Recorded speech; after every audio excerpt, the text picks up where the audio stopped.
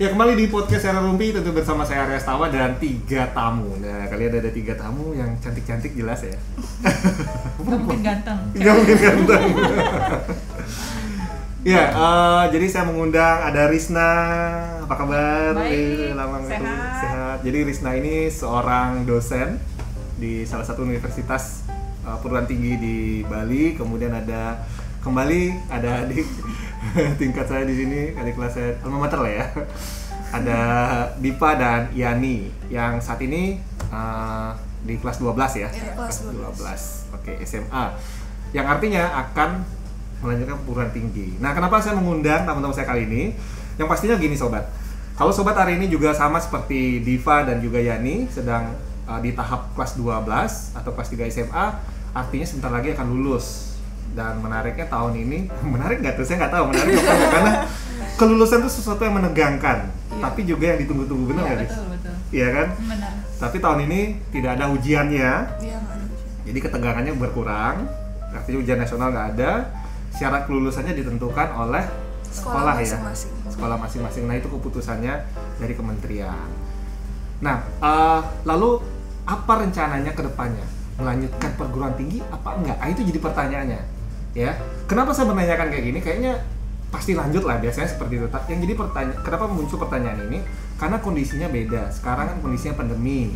Ya, ada beberapa keluarga saya juga yang akan lulus juga di SMA atau sudah lulus tahun lalu. Tahun ini kan berencana mencari lagi kampus, misalkan seperti itu.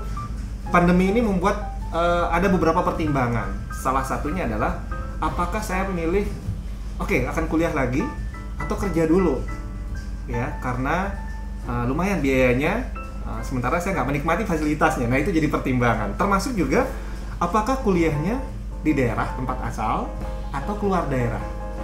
Nah, itu juga sama pertimbangannya. Kondisi pandemi, belum lagi keluar daerah, di daerah itu zona merah atau apa, itu kan jadi pertimbangan. Nah, saya ingin ngobrolin soal itu sobat podcast ya, terutama sekali lagi yang mungkin saat ini di posisi yang sama mencari perguruan tinggi atau akan lulus. Saya ke Dipa dulu, sama Yani. Gimana? Lanjut kuliah atau kerja kalau sudah lulus nanti? Kalau Diva sendiri sih masih mau lanjut kuliah dulu. Oke. Artinya langsung lanjut ya, bukan Iya, jeda langsung dulu. lanjut, enggak. Langsung lanjut. Kalau Yani? Iya, nggak jauh beda sama Kak, lanjut kuliah dulu. Oke. Nah, rencananya di mana? Di daerah, di Bali atau keluar daerah? Kalau sekarang rencananya nih? Kalau saya rencana keluar daerah. Keluar daerah. Kalau Diva juga sama, keluar daerah. Oke. Ada pertimbangan nggak dari kondisi pandemi sekarang ini? Kalau Dari keluarga atau dari pribadi dulu? Kalau Diva sih enggak ya. Kalau keluarga juga ngedukung kok kalau di luar. Kalaupun online kuliahnya, kalau di daerah juga kan online, jadi sama aja gitu. Juga bayar UKT, kalau di daerah juga bayar UKT, kalau di luar juga bayar UKT, jadi sama gitu. Sama ya, Iya. berarti itu nggak jadi masalah Iya, nggak begitu. jadi Kalau Yani? Mungkin nggak jauh beda juga Kak. Jadi nggak ada pertimbangan yang mengkhusus banget di situasi ini. Mungkin karena emang kita percaya ada tujuan di balik itu juga, kenapa kita kuliah di luar dan lain sebagainya. Oke, jadi tidak masalah ya, walaupun mungkin nanti situasinya pandemi ya, pasti akan berbeda ya situasi di daerahnya. Katakanlah kayak di tempat kuliah saya sendiri di Jogja begitu, banyak juga mahasiswa yang pulang, dan bisa dilihat juga kan kakak-kakak kelas mungkin yang sudah kuliah di Udayana pun, atau mungkin dari luar daerah. Nah, ini Risna nih sebenarnya yang ini. Ada juga yang kebetulan saya pernah mengisi gitu kelas kuliah gitu ya, Risna. Kuliahnya online, jadi saya diminta sebagai kuliah umum ini, saya cuma diminta sebagai pengisi lah, tambahan materi. Itu yang kuliah kebetulan dari NTT, intinya dari luar Bali, yang kuliah di universitas, di salah satu universitas di Denpasar, mereka pulang. Nah, mungkin ini juga ya wajar-wajar saja orang yang lulus atau akan kuliah saat ini mempertimbangkan kondisi ini, itu aja pulang. Kenapa saya harus kuliah keluar, di sini aja? Mungkin ada pertimbangan seperti itu, tapi ternyata kalian gak ada masalah. Saya Krisna sekarang lagi. Gimana? Ada pengaruhnya nggak sampai segitu? Kalau ini dilihat dari beberapa penerimaan mahasiswa misalnya. Kemudian dari beberapa yang kita wawancarain, kita datang langsung nih ke sekolah walaupun nggak ada siswanya. Yeah. Tapi kita kan ngobrol juga sama humasnya yang ada di sana. Gimana sih minat anak-anak belakangan ini dalam Yeah. situasi pandemi ini, dan beberapa pihak sekolah mengatakan memang ada perubahan sikap dari siswa-siswa, apalagi siswa-siswa yang ada di daerah. Iya. Kalau siswa yang ada di kota mungkin sama dengan Diva sama Yani ya, ininya apa namanya, pola pikirnya ada dukungan keluarga juga. Namun siswa-siswa yang keluarganya berdampak atau siswa sendiri itu berdampak terhadap kondisi ini, itu mempertimbangkan kembali untuk melanjutkan kuliah, Kak. Jadi mereka lebih memilih untuk menunda kuliahnya. Ini apa namanya, berdampak juga ke penerimaan mahasiswa baru. Jadi memang ada sedikit berkurangnya jumlah pendaftar dari tahun kemarin. Tahun ini kan masih kita terima masih buka sampai dengan September nanti awal perkuliahan. Namun memang itu tadi fenomena pandemi ini memang menguras banyak sekali energi, termasuk juga merubah sikap mereka untuk lanjut kuliah. Iya. Itu dari jumlahnya saja sudah berkurang. Tapi kalau dari pendaftar dari luar daerah Bali juga ikut berpengaruh nggak? Ya, karena mereka salah satu yang menyebabkan itu adalah susahnya mobilitas. Jadi mereka harus tes swab antigen, dan segala macam kebutuhan administrasi lah ya untuk mereka datang sendiri ke Bali. Jadi tapi tetap ada yang mendaftar karena kita buka pendaftaran secara online dan semuanya. Cuman untuk datang ke sini memang ada nggak dari mereka sendiri, misalkan dalam tanda kutip masih 50-50 nih, masih pingin. Nah biasanya ada yang menanyakan lagi nggak, mungkin seperti apakah kampus menyediakan syarat untuk antigen nggak, membantu memastikan, ada pertanyaan seperti itu juga biasanya, atau ada pertanyaan-pertanyaan apa seputar terkait dengan kuliah ini dari luar daerah misalnya? Kalau pertanyaan yang biasa ditanyain itu seputaran nanti kuliahnya gimana sih, online apa ada kuliah ke tatap muka? Tatap muka. Nah kebetulan kan aku ininya di ini ya kayak di apa namanya, kesehatan. Kesehatan tetap ada tatap mukanya. Jadi kalau kita praktikum, jadi ada praktikum lab namanya dan praktikum yang terjun langsung ke lahan praktik. Nah itu kita buatkan skema. Jadi ada stasenya berapa orang yang bisa pergi ke lab. Nah kita tetap tatap muka sehingga mereka memang harus stay di seputaran kampus dan di daerah ini, di daerah tempat Bali. Tempat mereka kuliah gitu. Kalau kampus aku gitu sih, Kak. Jadi pertanyaan seputar itu jadi tergantung dari fakultasnya juga ya. Iya benar. Bagaimana kesiapan kesehatan mau nggak mau harus tatap muka. Kalau khususnya aku yang di kesehatan ya kayak gitu, nggak bisa kita online lepas semua. Nggak bisa kita lepas gitu aja online semua, udah nggak bisa. Kita praktisi soalnya. Iya betul. Oke.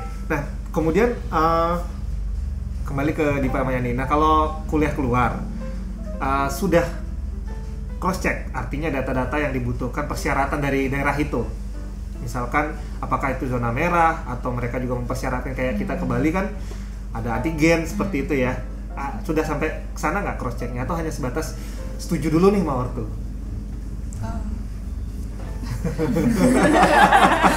Rebutan Sudah sempat ya? Oke. Belum sampai sana sih, Kak. Soalnya kan mikir juga ntar online pasti dari rumah, nggak perlu ke sana gitu loh. Jadi belum sampai sana ngecek. Iya. Sebentar, jurusannya apa dulu nih? Kesehatan juga atau apa? Rencananya nggak apa-apa ngomong. Rencananya kesehatan. Oh, kesehatan juga. Antara kesehatan sama teknik sih sebenarnya. Oke. Oh, jadi ngeceknya baru sampai sana. Belum menanyakan kayak tadi ada peserta yang menanyakan gimana nanti perkuliahannya online apa enggak, belum sampai informasi mencari gitu belum. Sih, Kak. Belum ya. Kan baru awal pendaftaran juga. Oke. Jadi belum sampai sana terus ya. Kalau Yani sendiri gimana menggali informasinya dari kampus yang ditargetkan gitu? Belum juga, mungkin nanti setelah keterima lebih jelas baru kita Yani sendiri nyari informasi apakah ada yang harus perlu ke sana atau masih sebatas online juga semua gitu. Oke. Termasuk pertimbangan tempat tinggal. Sudah memikirkan juga? Belum. Pasrah. Tapi menurut Risna sendiri gitu ya, ya kan kita udah pengalaman kuliah, sampai ada pertimbangan seperti itu nggak? Artinya ketika ini masih promosi, misalkan masih ada kegiatan promosi dari kampus, masih sekolah tadi ya? Masih berlangsung. Nah, ada penyampaian terkait itu? Ada. Ya, jadi kalau untuk tempat tinggal di seputaran kampus kami memang disediakan kos-kosan, kontrakan dan sebagainya. Jadi mereka fasilitasnya sudah dipikirkan oleh kampus untuk itu. Gitu. Jadi nggak susah lah nanti untuk cari tempat tinggal gitu kalau mereka datang sini. Itu yang menjadi salah satu mungkin kelebihan kami ya, kami memikirkan itu. Mungkin ya kayak itulah. Cuman dalam arti tadi ya, kondisi sekali lagi pandemi ini benar-benar banyak hal yang tentu akan jadi pertimbangan begitu. Tadi benar banget Trisna bilang keluarga yang terdampak memilih untuk menunda, sikap-sikap seperti itu ya. Kemudian kalaupun dia keterima, ya syarat pertama dari luar daerah, apakah daerah ini zona merah, pembatasnya seperti apa. Itu biasanya yang menanyakan dari mahasiswanya langsung atau memang ada dari orang tua juga untuk konsultasi? Kebanyakan yang kontak langsung itu adalah calon mahasiswanya. Jadi saya disuruh menanyakan ini ya Bu, gimana ya gitu. Jadi mungkin mereka juga ada titipan dari orang tua pertanyaannya. Iya. Diva, Yani mau nanya sesuatu mungkin terkait dengan nggak apa loh, kita di sini jangan boleh nanya. Jadi dalam artian karena kadang-kadang kalau keluar daerah yang ngekos itu sangat-sangat atau tempat tinggal gitu tentu jadi bahan pertimbangan sekali karena kenyamanan kita selama kuliah ya di sana begitu, karena itu juga berpengaruh pada semangat kuliah. Ditambah lagi kondisinya sekarang online seperti itu. Kalau Krisna dulu deh, ada perubahan nggak sih dalam arti dengan syarat online seperti sekarang ini, ada fasilitas tambahan nggak yang diberikan mahasiswa? Contohnya kalau murid-murid SMA kan ada kuota, istilah pemberian seperti itu. Kalau dari kampus? Ya tentunya seperti itu juga. Ada? Ya, jadi sama karena kebutuhannya di sana, kita sudah tidak pakai fasilitas gedung, kemudian kuliahnya secara online tentunya kami memberikan fasilitas kuota yang dikirimkan ke mahasiswa untuk kuliah. Ada ya fasilitas tambah? Ada fasilitas tambahan seperti itu. Nah mungkin Yani Mbak Diva perlu cross check juga ya. Jangan mau istilahnya oke lah udah punya target tapi tidak mempertimbangkan banyak hal karena kebutuhan yang dipakai untuk kuliah kan salah satunya itu Pak. Iya, benar. Dan itu sangat kalau dari pengalaman kuliah cukup buku bukan hanya kayak SMA satu buku gitu, banyak harus literasi, jadi banyak bacaan makin bagus, sehingga kan internet dengan kuliah online soalnya pertimbangannya seperti itu. Nah dari pengalaman Diva sama Yani sendiri kan setahun ya mengalami belajar online. Gimana? Setahun udah ya, kan sudah setahun. Udah ulang tahun berarti. Iya, lagi kan nyepi. Gimana? Pernah ngerasain boring, gabut, istilah mereka ya, gabut. Soalnya di saya kuliah gitu loh, tiap hari gabut gitu loh. Soalnya mereka nggak ada ketemu sama ini ya, teman-teman, nggak ada interaksi. Bener, gimana? Ngerasa nggak seperti itu? Kalau boring tuh pasti deh kayak gimana ya? Kalau Zoom tuh biasanya kan, apalagi gurunya tuh biasanya ngejelasin sendiri, kayak ngomong sendiri. Terus nggak ada interaksi sama kita. Aduh, kayaknya aku juga gitu. Sama gitu. Kayaknya gitu dah. Terus nggak ada interaksi gitu, jadinya kayak bosan itu juga dengerin. Ya ini juga. Kadang juga ada yang nggak pernah nge-zoom, mungkin kayak tugas terus, tapi jadinya kita nggak ngerti gitu loh, nggak maksudnya. Udah. Asal kopas. Nah, gimana pertimbangan dengan pengalaman itu? Setidaknya tahun ini ya, kalau kalian udah keterima, mungkin ya mudah-mudahan sih 2022 udah ya sudah lebih baik ya kondisinya, kita bisa tatap muka begitu belajar, walaupun sudah ada izin mungkin ya dengan persyaratan khusus tertentu terhadap sekolah-sekolah. Cuman kalian udah merasakan itu boring. Terus kira-kira nanti pada saat kuliah udah nggak kenal, ini kan masih kenal nih sama teman-temannya karena udah ketemu, ya kan? Sekarang masuk nggak kenal, apalagi keluar daerah, lebih banyak lagi, lebih heterogen lah istilahnya ya. Gimana kira-kira menyiasatinya? Ngerasa boring ini udah kepikiran nggak? Kalau selama ini gimana menyiasatinya? Untuk dalam proses belajarnya? Iya. Biasanya sih kita gimana ya? Nggak punya strategi sendiri sih juga. Mungkin lebih ke mungkin belajar mandiri atau diskusi-diskusi sama temen yang ya yang emang sefrekuensi dan mau gitu saling bantu. Oke, berarti pada saat kuliah online pertama di kampus langsung cari IG-nya apa gitu ya? Aku pengalaman ya, aku aja nggak kenal nih sama mahasiswaku kan. Jadi kalau mereka ke kampus nih datang untuk keperluan administrasi misalkan apa gitu, kita perlu tatap muka untuk praktek, nggak ada satupun yang teringat wajahnya karena satu pakai masker, kedua ketemunya cuma sekali itu, dia juga nggak akan tahu ini adalah dosennya gitu. Jadi benar-benar kayak gitu, suasananya nggak enak banget nih. Oke, jadi tantangannya juga di dosen ya? Iya benar. Nah, oke, kalau mereka katanya mencoba menggali sendiri, ya itu tadi harus berkenalan dengan lingkungan baru. Kalau Risna sendiri sebagai dosen, gimana? Ngerasa bosan juga nggak? Lebih ngerasa ini ya Kak ya, kalau aku bukan ngerasa bosannya, tapi ngerasa beratnya. Berat banget karena harus memantapkan materi menggunakan semua media yang memungkinkan untuk mengajarkan ke mahasiswa. Ada Zoom, ada Google Meet lah, ada Google Classroom, ada semua lah media itu media yang harus kita pahami juga.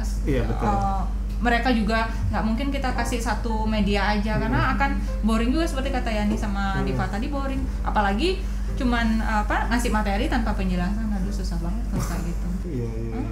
Karena interaksinya memang terasa sekali ya, berbeda dengan tatap muka. Kecuali kalau sistemnya kayak gini mungkin lebih enak ya, sistemnya diskusi online itu lebih enak. Walaupun tidak tatap muka melalui Zoom atau melalui Google Meet lah, tapi kalau kita pakai diskusi itu jauh lebih cepat mereka. Walaupun pakai WA aja misalkan nih, terus kita buka forum diskusi di sana, itu lebih enak di situ.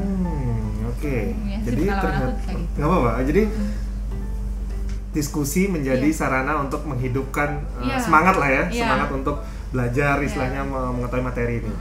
Nah mungkin ini jadi masukannya kan mereka juga nanti kalau menghadapi tadi kayak Yani kan bilang sama teman diskusi yang sefrekuensi gitu, tapi kan nanti kalau pada saat kuliah kita nggak tahu sefrekuensi apa enggak gitu. Berarti poinnya adaptasi, dan karena nggak bisa milih dosen jelas lah.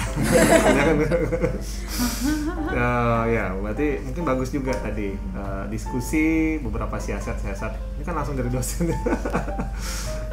Jadi jadi kurang lebih seperti itu ya sobat podcast, tantangan-tantangan yang mungkin bisa dipertimbangkan ya.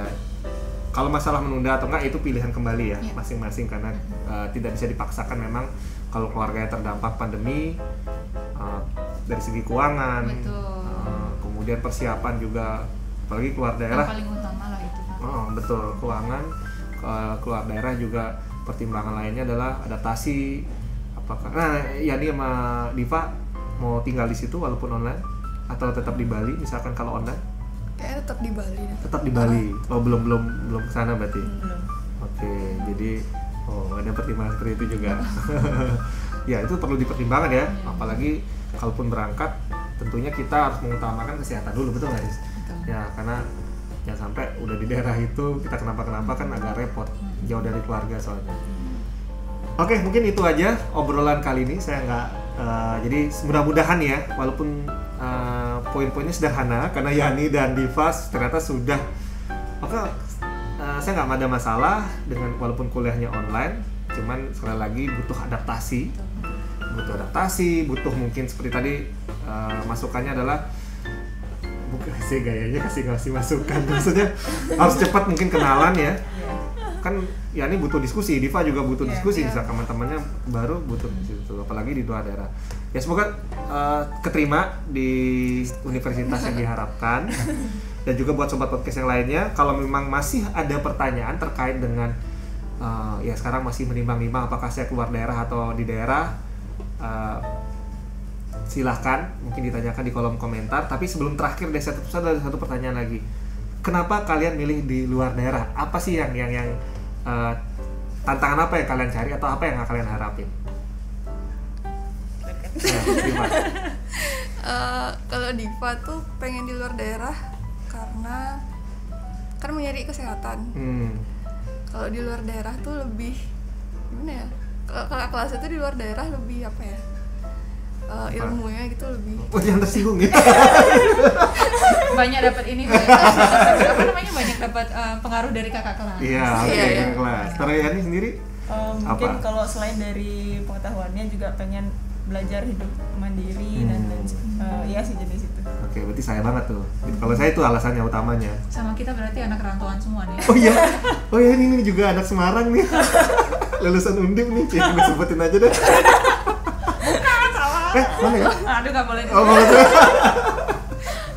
Iya gitu, jadi rantau. Oh iya, baru sadar ya. Aduh, saya lupa. Ini juga rantauan ya. Mungkin tadi tapi kalau Risna boleh saya tanyakan dulu apa pertimbangannya dulu kuliah keluar?